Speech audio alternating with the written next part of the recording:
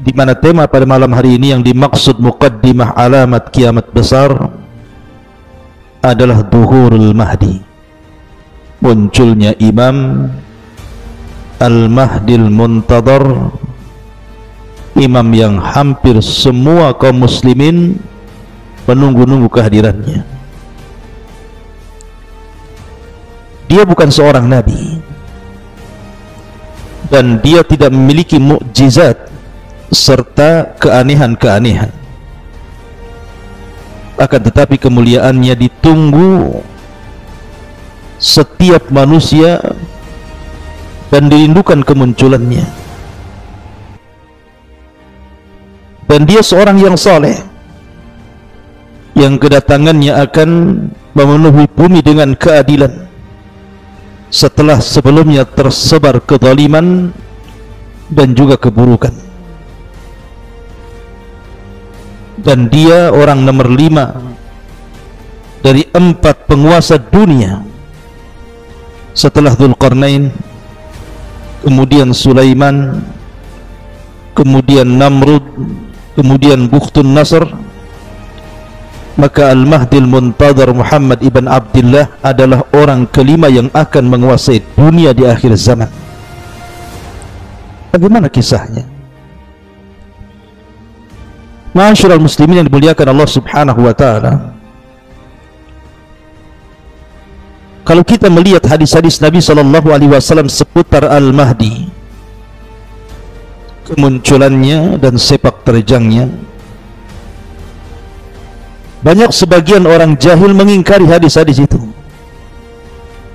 Mereka mengatakan kalau sampai hadis ini diterima, maka akan membuka pintu lebar-lebar, orang-orang akan mengaku sebagai Imam Mahdi. Maka kita katakan bahwa hadis-hadis seputar Imam Mahdi itu mutawatir makna. Ya, sebagiannya ada yang dhaif, ada yang hasan, tetapi banyak yang sahih.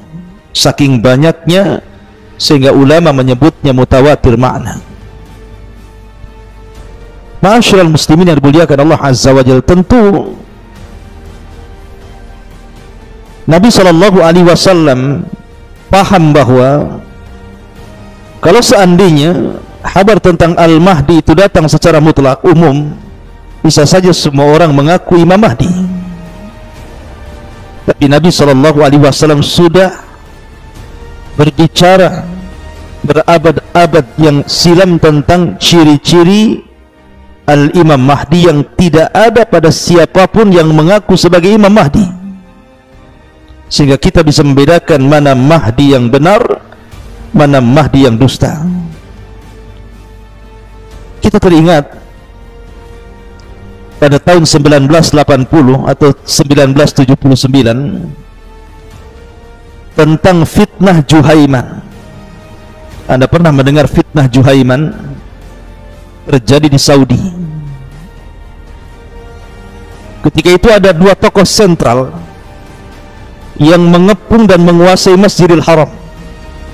Hebatnya dia menguasai selama 2 minggu, sampai kerajaan Saudi sangat kewalahan menghadapi 2 tokoh ini. Pertama Juhaiman Al-Atyubi, dan yang kedua Muhammad ibn Abdullah Al-Qahtani.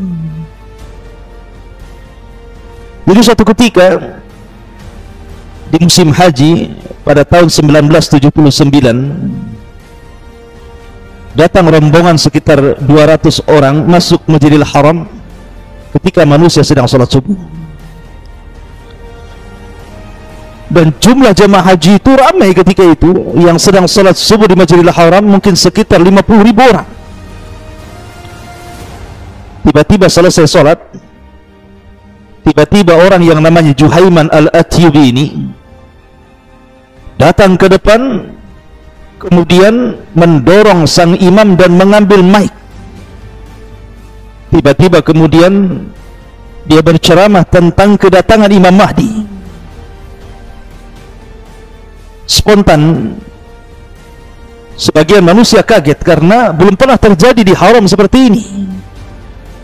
Tiba-tiba dia mengambil mic, kemudian mengatakan bahwa Al-Mahdi yang ditunggu-tunggu telah hadir di sekitar kita. Kemudian menyuruh orang-orang yang ada di Masjidil Haram untuk berbaiat kepada Al-Mahdi yang disebut oleh Juhaiman Al-Atyubi ini. Tiba-tiba selang beberapa waktu datanglah Abdullah atau Muhammad ibn Abdullah Al-Qahtani yang dimaksud oleh Juhaiman Al-Atyubi ini. Kata Juhaiman, lihatlah di hadapan kalian ada Al-Mahdi. Ciri-cirinya persis seperti yang disabdakan Nabi SAW. Kemudian dia mengambil tangannya dan berbaiat, disusul dengan para pengikutnya 12 orang ikut berbaiat. Sebagian manusia terdiam, sebagian manusia heran, sebagian manusia bertakbir. Ma'asyiral muslimin yang dimuliakan Allah Azza wa Jalla, tiba-tiba para pengikut Juhaiman ini datang membawa peti ke dalam Masjidil Haram. Rupanya ketika dibuka peti itu isinya senjata semuanya.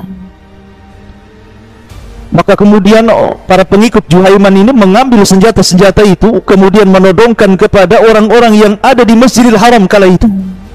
Kemudian sebagainya naik ke menara-menara, kemudian menguasai Masjidil Haram. Manusia bingung, ada apa ini? Ma'asyiral muslimin yang dimuliakan Allah Azza wa Jalla, dalam tempo 1 jam Juhaiman dan para pengikutnya bisa menguasai Masjidil Haram. Dan orang-orang yang sudah menempatkan diri di menara-menara untuk menembak siapapun yang menyelisihi Al-Mahdi yang dimaksudkan Juhaiman Muhammad ibn Abdullah Al-Qahtani itu. Ketika sampai kabar ini kepada kerajaan Saudi, kala itu ma'asyiral muslimin yang dimuliakan Allah Subhanahu wa taala, maka kerajaan Saudi kemudian mengutus beberapa polisi untuk mencari kabar ada apa sebenarnya terjadi di Masjidil Haram itu. Kemudian baru saja mobil polisi sampai di pintu Masjidil Haram dan mereka keluar, tiba-tiba mereka ditembaki kemudian mati. Akhirnya kemudian pemerintah Saudi mengambil sikap, meminta fatwa daripada Hay'ah Kibaril Ulama menghadapi situasi seperti ini. Maka keluarlah fatwa dari para ulama bahwa pemerintah membolehkan untuk menyerang balik kepada para teroris yang menguasai Masjidil Haram ini, karena mereka membahayakan nyawa jemaah haji dan sudah membunuh polisi-polisi yang hendak mencari kabar keberadaan mereka. Maka dikirimlah oleh pemerintah Saudi helikopter, pesawat, kemudian mobil-mobil yang bersenjata dan tentara-tentara, dikepungnya Masjidil Haram itu. Kemudian terjadi perang hebat antara pasukan Juhaiman dengan pasukan Saudi ini, sampai akhirnya kemudian banyak bangunan-bangunan yang rusak Masjidil Haram itu karena terdesak, karena dikepung dari atas dan dari bawah.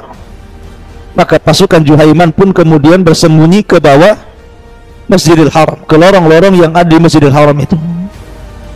Akhirnya kemudian oleh tentara Saudi dilempari gas-gas air mata, kemudian juga dilempari granat, sehingga akhirnya selama 2 minggu sebagian mereka mati karena tidak ada oksigen, sebagian mati karena kehabisan makanan sehingga tidak makan, sebagian mereka terpingsan. Akhirnya dengan cekatan selama 2 minggu pemerintah Saudi berhasil menguasai Masjidil Haram kembali dan menangkap 63 orang, kemudian dieksekusi. Salah satunya adalah Juhaiman. Ma'asyiral muslimin yang dimuliakan Allah Azza wa Jalla, sebenarnya Juhaiman ini dahulunya adalah tentara dari tentara Saudi, tetapi dia masuk ke oposisi yang selalu mengkritik pemerintah Saudi. Kemudian akhirnya dia pun membuat isu tentang keburukan pemerintah dengan memunculkan satu tokoh untuk dijadikan bahan pemberontakan kepada pemerintah Saudi dengan isu munculnya Al-Mahdi. Berjumpalah dia dengan Muhammad ibn Abdullah Al-Qahtani yang memang ciri-cirinya fisiknya hampir mirip dengan yang disabdakan Nabi Shallallahu Alaihi Wasallam. Setelah kemudian terjadi dialog, dirayunya bahwa engkau adalah Al-Mahdi dan begitu seterusnya, maka Muhammad ibn Abdullah Al-Qahtani mau dibaiat dan dijadikan Imam Mahdi.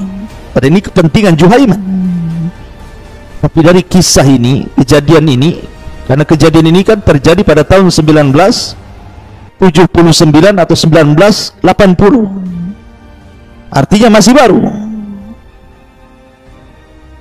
Lihat bagaimana dampaknya. Masjidil Haram dikepung, banyak nyawa melayang, banyak yang terluka, jemaah haji ketakutan. Ma'asyiral muslimin yang dimuliakan Allah Azza wa Jalla, kenapa kemudian mereka menjadikan isu Al-Mahdi untuk menumbangkan kekuasaan Saudi? Karena memang kalau kita melihat hadis-hadis Nabi Shallallahu Alaihi Wasallam, Al-Mahdi yang kelak akan muncul di akhir zaman adalah sosok yang ditunggu-tunggu kaum muslimin, yang dirindukan kemunculannya. Makanya kemudian orang banyak mengaku Imam Mahdi. Oleh karena itulah maka malam ini sedikit kita akan bercerita siapa Al-Mahdi, di mana munculnya, siapa pengikutnya, bagaimana sepak terjangnya, bagaimana dia bisa hidup di 3 tanda kiamat besar: munculnya Dajjal, turunnya Isa bin Maryam, dan keluarnya Ya'juj wa Ma'juj, dan bagaimana wafatnya, berapa tahun dia berkuasa, dan banyak persoalan yang kita akan bahas beberapa menit ke depan. Ma'asyiral muslimin yang dimuliakan Allah Subhanahu wa taala, Nabi Shallallahu Alaihi Wasallam bersabda dalam hadis Abi Sa'id Al-Khudri radhiyallahu an, yakhruju fi akhir ummatil mahdi yusqihi Allahul ghaitha wa tukhrijul arda nabataha wa yu'til mala sihahan wa takthurul masyiyatu wa ta'dumul ummatu ya'isu sab'an aw thamaniyan ay hijajan. Kata Nabi Shallallahu Alaihi Wasallam, pada akhir umatku kelak akan keluar orang yang disebut dengan Al-Mahdi. Dengan sebabnya Allah menurunkan hujan, bumi mengeluarkan tumbuh-tumbuhannya, harta akan dibagikan secara merata, binatang-binatang ternak akan melimpah, umat akan menjadi mulia, dan dia akan hidup selama 7 ataupun 8 tahun. Ada juga yang mengatakan ai hijajan, 8 kali musim haji atau 7 kali musim haji. Bahkan Nabi Shallallahu Alaihi Wasallam mengatakan, laulam yabqa minad dunya illa al-yawm la tawwalallahu dzalika al-yawm hatta yab'atsallahu rajulan min ahli baiti yuwati'u ismuhu ismi wasmu abihi isma abi yamla'ul arda qistan wa adlan kama muli'at zulman wa jawra. Kata Nabi Shallallahu Alaihi Wasallam, kalau seandainya tidak ada di dunia ini yang tersisa kecuali hanya tinggal 1 hari, tentu 1 hari itu akan Allah Subhanahu wa taala panjangkan sampai dibangkitkan kepada mereka seorang laki-laki dari keturunanku, namanya sama dengan namaku Muhammad, dan nama bapaknya sama dengan nama bapakku Muhammad ibn Abdullah, dan dia akan memenuhi keadilan di permukaan bumi yang sebelumnya telah dipenuhi dengan kezaliman dan juga kerusakan. Bahkan Nabi SAW mengatakan, la tadhhabud dunya hatta yamlikal arab rajulun min ahli baiti yuwati'u ismahu ismi. Tidak akan hilang dunia ini sampai seseorang bisa menguasai bangsa Arab, dan dia adalah keturunanku yang namanya mirip dengan namaku. Ma'asyiral muslimin yang dimuliakan Allah Azza wa Jalla, dari hadis-hadis ini maka muncullah banyak pandangan para ulama ataupun para pakar atau para peneliti sekitar Al-Mahdi. Ada yang mengingkari, ada yang kemudian mengaku-ngaku, ada yang mengklaim. Akan tetapi kalau kita melihat hadis-hadis Nabi SAW, memang Al-Mahdi itu akan ada dan akan datang. Akan tetapi ma'asyiral muslimin yang dimuliakan Allah Azza wa Jalla, Al-Mahdi yang dimaksud Nabi SAW bukan pula Al-Mahdi yang dimaksud orang-orang Syiah. Kita ahli sunnah wal jamaah mengatakan bahwa namanya sama dengan nama Rasul Muhammad dan nama bapaknya sama dengan nama bapak Rasul, maksudnya Abdullah, namanya Muhammad ibn Abdullah. Tiba-tiba muncul nama yang menyelisih hadis Nabi SAW yang bernama Muhammad Hasan Al-Ashqari. Muhammad Hasan Al-Ashqari yang diklaim orang-orang Syiah ketika bayi karena takut dibunuh kemudian disembunyikan di sebuah gua di Sirdab, Irak. Kemudian dia akan bersama manusia, mengikuti manusia, dan akan terus bersama manusia sampai Allah akan keluarkan nanti di akhir zaman. Muhammad Hasan Al-Ashqari keturunan Husain ibn Ali ibn Abi Talib. Maka kita katakan kisah tentang Muhammad Hasan Al-Ash'ari adalah kisah khurafat, bukan sebuah fakta atau yang sesuai dengan hadis Nabi SAW. Karena Imam Mahdi yang kita kehendaki adalah namanya Muhammad ibn Abdullah, dan dia Al-Hasani keturunan Hasan, Al-Alawi keturunan Ali bin Abi Talib radhiyallahu anhu. Dan sudah wajar wa Imam Mahdi itu keturunan Hasan bukan keturunan Husain, karena ada sebabnya. Sebabnya adalah ketika Hasan berkuasa 6 bulan lamanya menggantikan posisi ayahnya, dan dia Khulafaur Rasyidin yang terakhir menggenapkan angka 30 yang disabdakan Rasul. Dia serahkan kekuasaannya kepada Muawiyah sampai tahun itu disebut tahun jamaah. Maka sebagai balasan al-jaza'u min jinsil amal, balasan itu disesuaikan dengan amalannya, jazaul ihsan ilal ihsan, maka keturunannya kelak akan diberikan kekuasaan yang mampu menguasai dunia. Muhammad ibn Abdullah Al-Hasani Al-Alawi dari keturunan Fatimah bintu Nabi sallallahu alaihi wasallam. Ma'asyiral muslimin yang dimuliakan Allah Subhanahu wa taala, Nabi sallallahu alaihi wasallam menyebutkan beberapa ciri yang disebutkan ciri fisik Imam Mahdi. Kata Nabi sallallahu alaihi wasallam, al-Mahdi minni ajlal jabha aqnal anf yamla'ul arda qistan wa adlan kama muliat dulman wa jawran yamliku sab'a sinin. Kata Nabi sallallahu alaihi wasallam, Al-Mahdi itu keturunanku, dahinya lebar, hidungnya mancung, memenuhi bumi dengan keadilan sebagaimana sebelumnya bumi sudah tersebar kezaliman dan keburukan, dan dia akan menguasai bumi selama 7 tahun, dalam riwayat 8 tahun. Dan Allah Subhanahu wa taala akan memperbaiki Al-Mahdi itu dalam 1 malam. Al-Mahdi minna ahlal bait yuslihullahu fi lailatin. Al-Mahdi itu dari kami kalangan ahli bait, Allah perbaiki dalam 1 malam. Ma'asyiral muslimin yang dimuliakan Allah Azza wa Jalla, lalu kapan Imam Mahdi muncul dan di mana? Apakah dia hidup sekarang? Apakah hari ini Imam Mahdi sudah ada sebagaimana ada orang yang memprediksi bahwa Imam Mahdi itu sudah ada? Maka kita katakan dalam sebuah hadis Nabi sallallahu alaihi wasallam bersabda,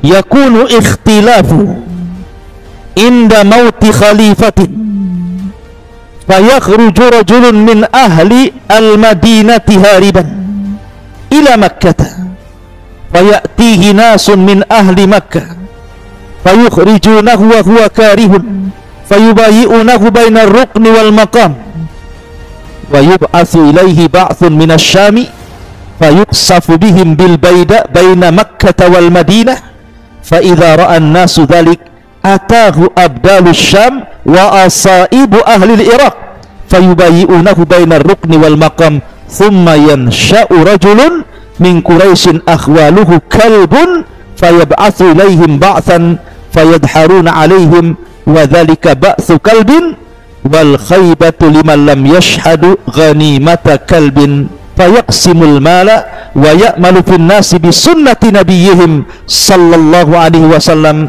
wa yulqil islamu bi jiranihi ilal ardi fayalbasu sab'a sinin thumma yutawaffa wa yusalla alaihi al muslimun thumma yutawaffa wa yusalli alaihi al muslimun. Perhatikan hadis ini.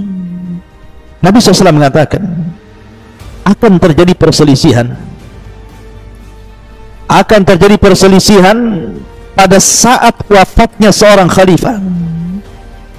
Jadi ada khalifah yang sangat kuat kala itu, khalifah ini wafat, kemudian terjadi perselisihan anak-anaknya, abnaul khalifah ini. Lah abnaul khalifah ini tidak sekuat ayahnya, justru mereka saling berperang. Maka saat itulah keluarlah seorang laki-laki dari penduduk kota Madinah berlari menuju Mekah. Orang-orang dari penduduk Mekah tiba-tiba mendatangi orang ini. Kemudian mereka pun mengeluarkan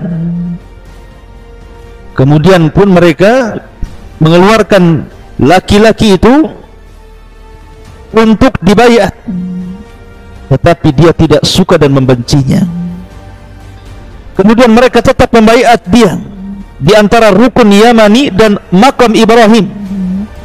Kemudian dikirimlah kepadanya satu pasukan yang tidak suka ada seseorang yang dibayat dan mengaku Imam Mahdi, dan pasukan itu datang dari arah Syam menuju Madinah. Tiba-tiba ketika sampai di sebuah tempat namanya Baida antara Mekah dan Madinah, Allah subhanahu wa ta'ala kirim gempa sehingga menenggelamkan mereka semua ke dalam bumi. Lalu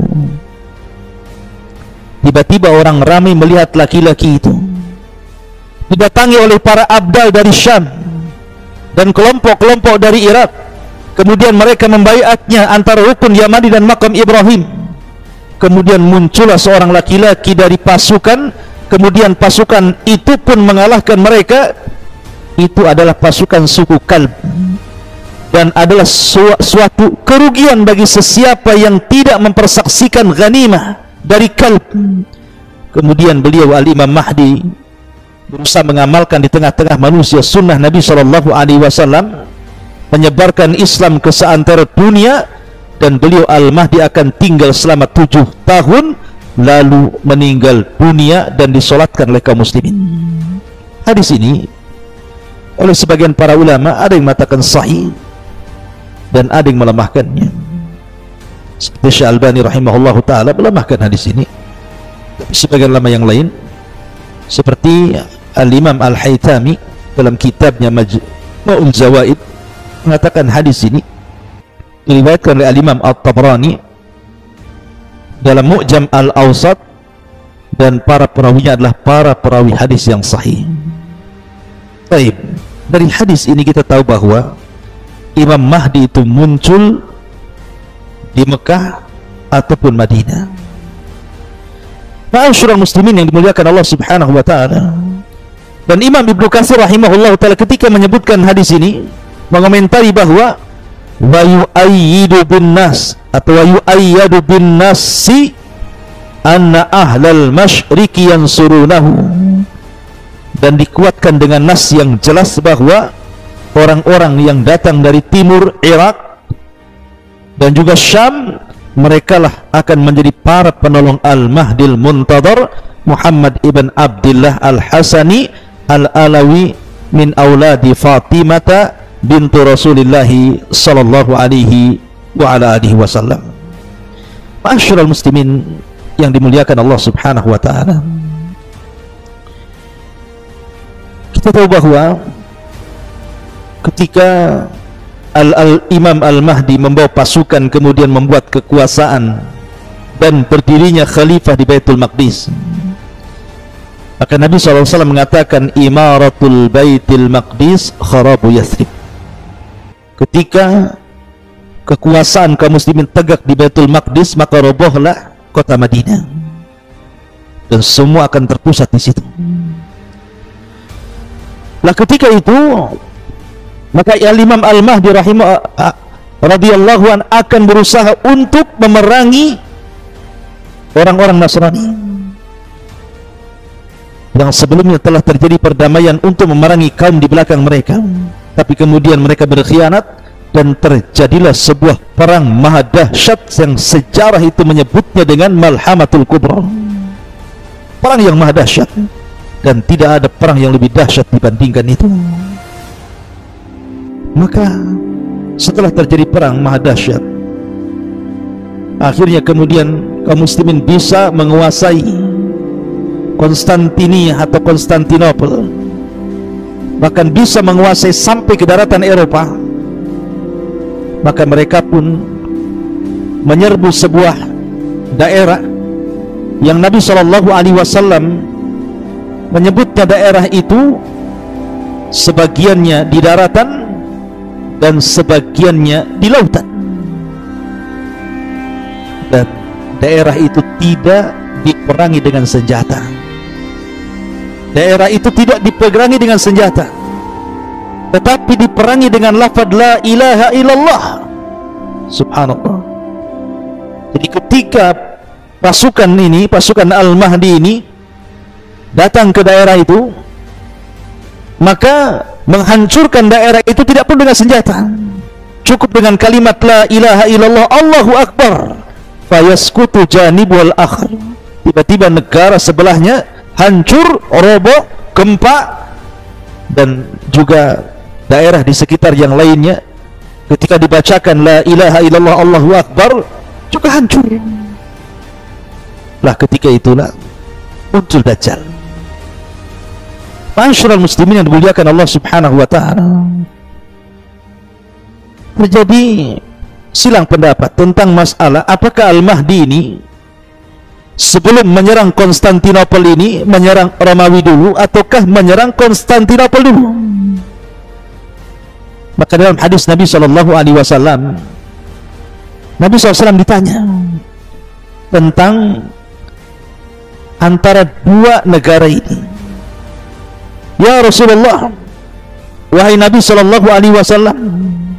ayu madinatin tuftah awalan, kota mana yang lebih dahulu akan dibebaskan, apakah Konstantinopel ataukah Rum, bangsa Romawi?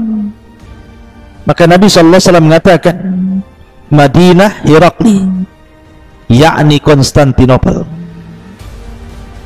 Jadi Konstantinopel akan jatuh ke tangan kaum muslimin yang sebelumnya dahulu pernah dikuasai oleh Muhammad Al-Fatih, dan nanti di akhir zaman akan dikuasai Al-Mahdil Muntadhar tanpa adanya pertumpahan darah. Cukup dengan lafaz la ilaha illallah Allahu Akbar sudah jatuh negara itu.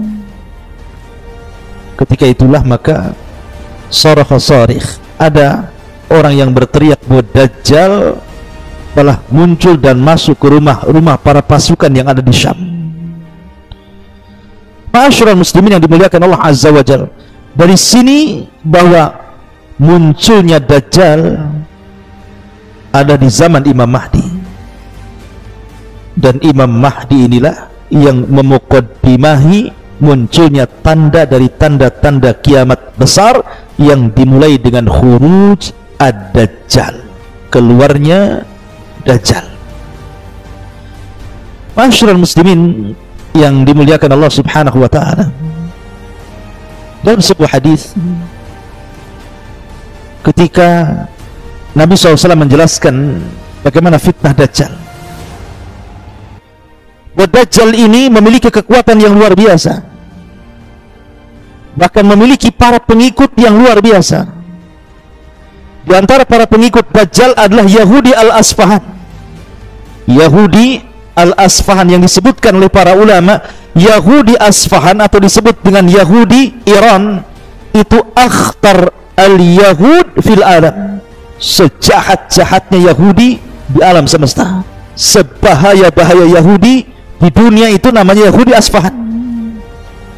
Makanya wajar Nabi SAW langsung membuat nas dalam hadis Nabi SAW, di akhir zaman Dajjal ini akan diikuti oleh 70.000 Yahudi Asfahan, karena mereka Yahudi paling buruk dan Yahudi paling jahat. Lalu kenapa pula kemudian Yahudi ini berkumpul di Iran?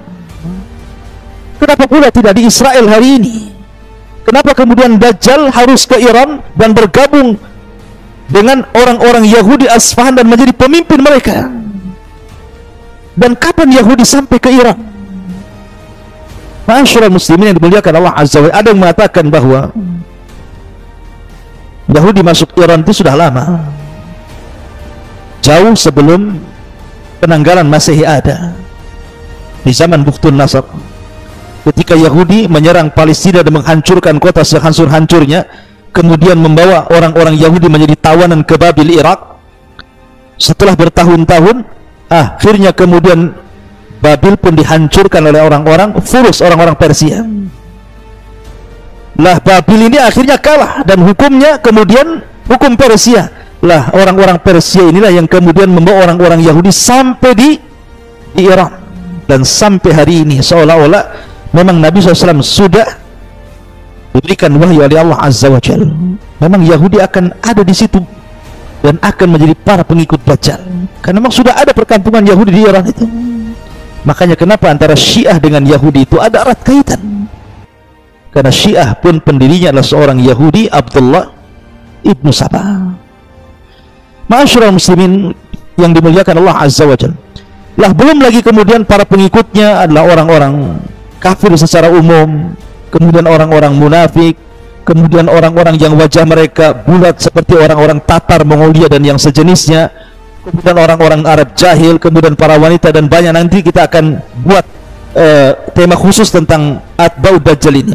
Tapi yang jelas bahwa pasukan besar itu tidak mungkin dikalahkan oleh Al-Mahdi, sehingga Al-Mahdi terdesak kemudian harus lari dan bersembunyi, sampai akhirnya mereka pun semakin terpojok, kemudian terdesak, sampai kemudian mereka membuat camp di Bukit Tur dan mereka tidak berani turun. Dan mereka sudah memprediksi kalau mereka tetap bertempur pasti mereka akan mengalami kekalahan.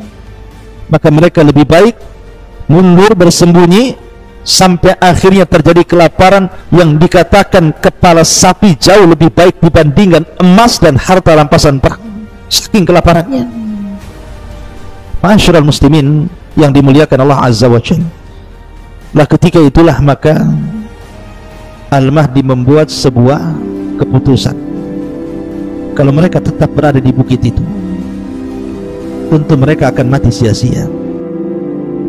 Mereka harus mati dalam posisi syahid.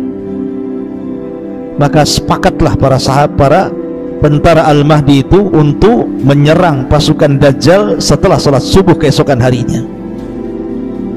Setelah kemudian datang waktu subuh, kemudian dikumandangkan azan, tiba-tiba langit gelap.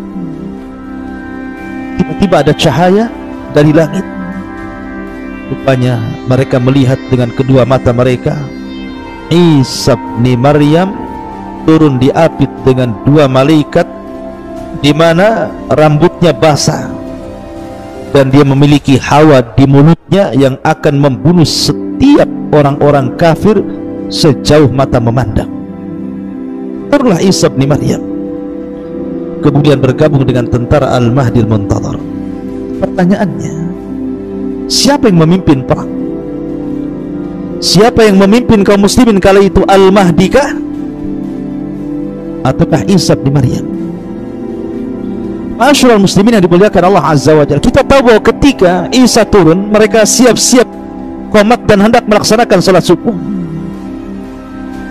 Isa sudah dikenal ciri-cirinya karena hadis-hadis Nabi sudah menjelaskannya, sehingga Al-Mahdi langsung kenal dan mengatakan, taqaddam ya ruhallah, silahkan wahai ruh Allah, Anda menjadi imam. Tapi Isa paham siapa dirinya, dia bukan seorang nabi lagi, karena ketika dia diangkat di usia 33 tahun, kemudian diletakkan di langit oleh Allah Azza wa Jalla, terangkatlah nubuahnya, artinya sudah sempurna kenabiannya, sehingga ketika diangkat bukan lagi menjadi seorang nabi. Dan di akhir zaman dia turun bukan jadi seorang nabi, tapi memang ada tugas yang Allah Subhanahu wa ta'ala tugaskan kepada Isa. Pertama, membunuh Dajjal. Yang kedua, berhukum dengan hukum keadilan. Yang ketiga, mematahkan salib, membunuh babi, dan begitu seterusnya. Makanya dia tidak mau jadi imam karena akan memfitnah manusia. Dia tahu bahwa la nabiyya ba'di, kata Rasul, tidak ada nabi sepeninggalku. Kalau seandainya dia menjadi imam, maka orang-orang menyangkanya manusia ikut syariat Isa. Makanya Isa tidak jadi imam. Isa jadi makmum, dan yang menjadi imam adalah Al-Mahdil Muntadhar, supaya orang-orang tahu bahwa Isa ketika turun mengikuti syariat Nabi Shallallahu Alaihi Wasallam dan tidak membawa syariat dirinya. Tetapi ketika selesai perang, selesai sholat, maka yang memimpin perang adalah Isa bin Maryam. Dia meminta pilihan kepada pasukan Al-Mahdi dengan 3 pilihan. Setelah itu mengusap wajah-wajah mereka, dan tidak ada manusia paling bahagia kecuali orang yang diusap wajahnya oleh Isa bin Maryam, karena Isa memberitahu mereka akan kedudukan mereka di sorga. Berangkatlah pasukan ini. Kemudian ketika Isa melihat Dajjal, dan Isa memiliki hawa yang bisa membunuh orang-orang kafir sejauh mata memandang, Dajjal pun lari dikejarnya, sampai ketika tidak ada tempat kecuali sampai di Babil Lut. Maka Isa pun kemudian membunuh Dajjal, memenggal kepalanya.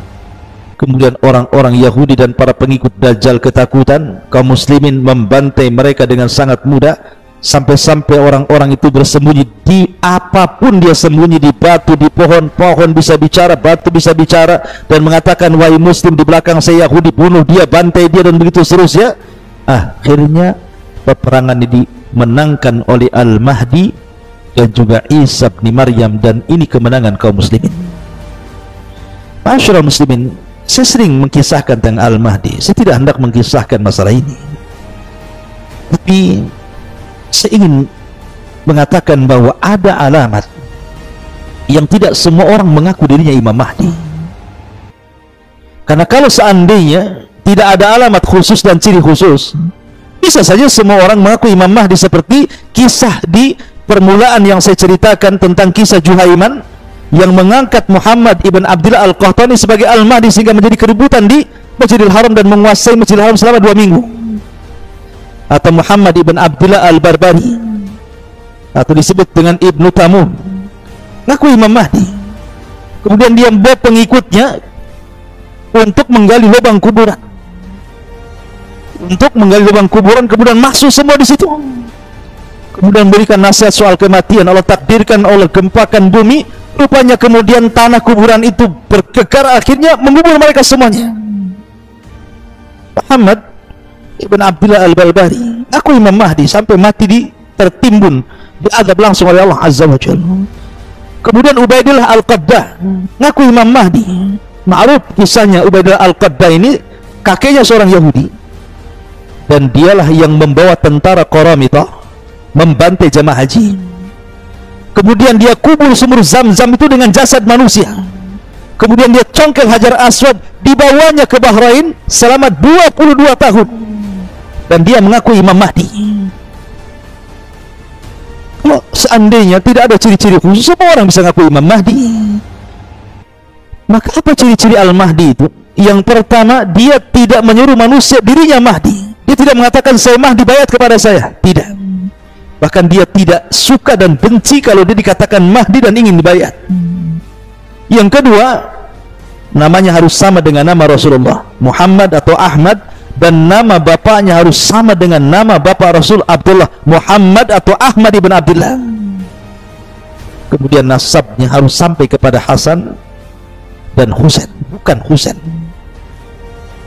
Artinya harus keturunan Hasan ibn Ali ibn Abi Thalib, putra daripada Fatimah bintu Rasulullah sallallahu alaihi wasallam. Kemudian fisiknya harus mencocoki sifat yang disifatkan Rasul, seperti dahinya lebar, kemudian hidungnya mancung, dan banyak lagi sifat-sifat yang disebutkan dalam hadis-hadis Nabi SAW tentang ciri fisik Imam Mahdi. Kemudian keluarnya saat terjadi khilaf antara anak-anak khalifah. Kemudian dia harus muncul di Mekah, dibaiat di antara rukun dan makam Ibrahim, dan dia harus orang saleh, orang yang bertakwa, memiliki ilmu tentang Al-Quran dan Sunnah Nabi SAW. Dan sebelum kemunculannya, artinya sebelum banyak orang yang membaiatnya, terjadi gempa di Baidah yang menenggelamkan pasukan Syam yang hendak membunuh Al-Mahdi yang baru saja dibaiat di Mekah. Dan sebelumnya terjadi kezaliman dan kerusakan, maka dia datang membawa keadilan dan kebenaran. Ma'asyiral muslimin yang dimuliakan Allah Subhanahu wa ta'ala,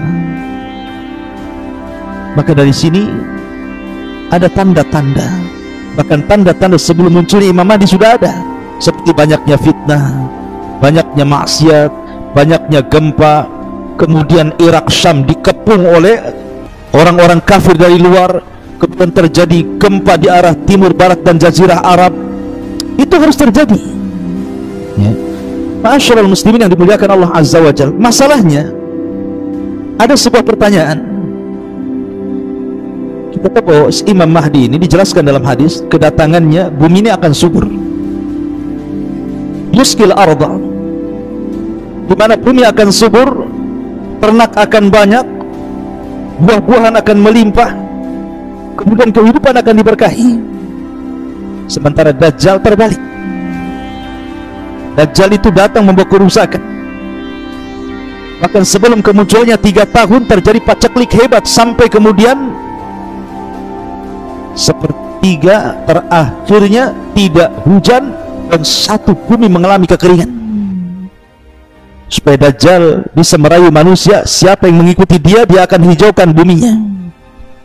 Sementara Imam Mahdi dan Dajjal ini satu zaman, seolah tidak bisa ditemukan yang satu mengatakan kalau ini muncul akan hijau, kalau ini muncul akan kering. Lalu bagaimana cara menjamaknya? Maka ulama mengatakan bahwa 3 tahun kekeringan sebelum kemunculan Dajjal ini itu datang duluan. 3 tahun pertama sepertiga langit ditahan, sepertiga bumi pun ditahan. Tahun kedua 2/3 langit ditahan, 2/3 bumi ditahan. Kemudian tahun ketiga semua langit ditahan, bumi ditahan, sehingga terjadi kekeringan hebat. Ya, itu tahun sebelum Imam Mahdi muncul. Tapi setelah Imam Mahdi muncul, maka bumi akan menjadi hijau, akan berkah, sampai akhirnya munculnya Dajjal, kemudian membawa kerusakan di permukaan bumi, keanehan macam-macam. Akhirnya banyak orang yang terfitnah agamanya, dan tidak ada yang selamat kecuali yang Allah rahmati keimanannya.